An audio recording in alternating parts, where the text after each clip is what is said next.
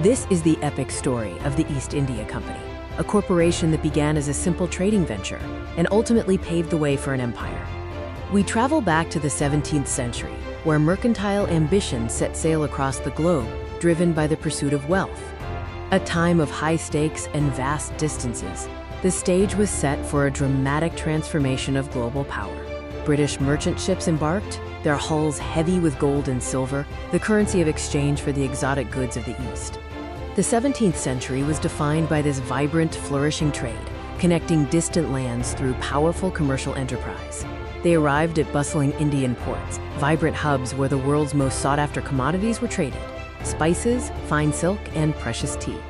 These transactions fueled immense wealth, with commercial prosperity flowing back to Britain, built upon the foundation of global demand for luxury goods. But the nature of the company's presence was about to change. Mere trade was not enough.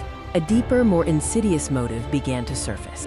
The atmosphere darkened, marking a transition from friendly trade negotiations to an aggressive pursuit of political power.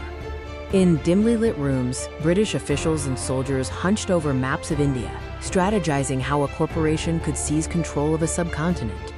The 18th century solidified this transformation. The East India Company was no longer just a business, it was a military and political entity. This new power meant control over resources and people, exemplified by the ruthless collection of heavy taxes from impoverished Indian farmers.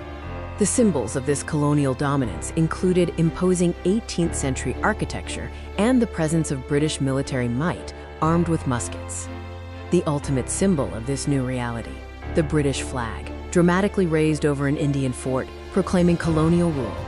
The East India Company's legacy is a stark reminder of how unchecked commercial power can morph into political subjugation. From merchant ships to military rule, this transition laid the groundwork for centuries of colonial history.